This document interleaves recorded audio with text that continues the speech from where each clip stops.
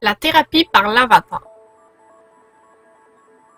Cette approche thérapeutique prend le jour en 2009 grâce aux recherches du professeur Julian Neff du University College de Londres au Royaume-Uni.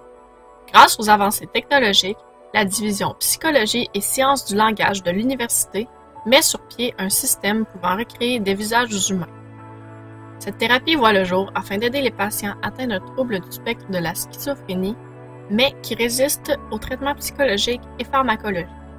En effet, près d'un patient sur 3 résisterait aux antipsychotiques utilisés par les médecins pour réduire les hallucinations. Cette thérapie consiste à créer un avatar ayant une voix semblable à celle qu'entend la personne et qui représente l'image qu'elle sent. Par la suite, le patient affronte l'avatar en discutant avec lui sur un ordinateur portable. En 2015, le docteur Alexandre Dumais, médecin psychiatre à l'Institut Philippe Pinel à Montréal, s'inspire des recherches du professeur Julian Neff pour créer un projet pilote de thérapie par l'avatar. À la différence du projet réalisé en 2009, les technologies disponibles permettent aux patients de visualiser en 3 dimensions l'avatar qui l'incarne. Pour ce projet pilote, 25 patients venant de l'Institut Philippe Pinel ou du CIUS de l'Est de l'île de Montréal ont été sélectionnés. La thérapie commence par la création de l'avatar, qui peut prendre diverses formes, dépendant du patient qui le crée.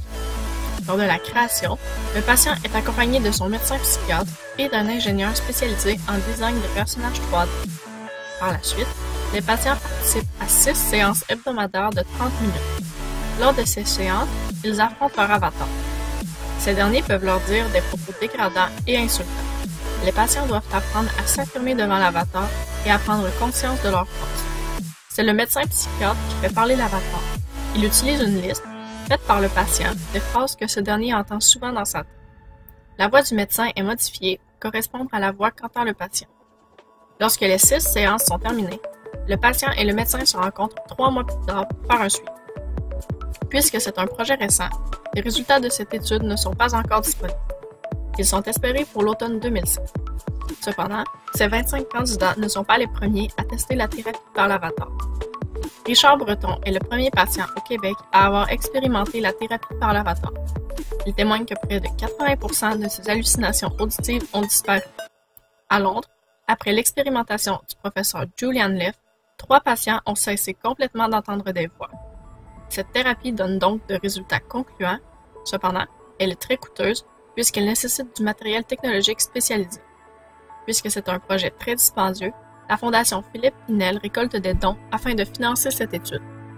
Bien que cette thérapie soit pour l'instant centrée sur les troubles du spectre de la schizophrénie, les chercheurs espèrent rendre accessible cette approche dans le traitement d'autres troubles mentaux.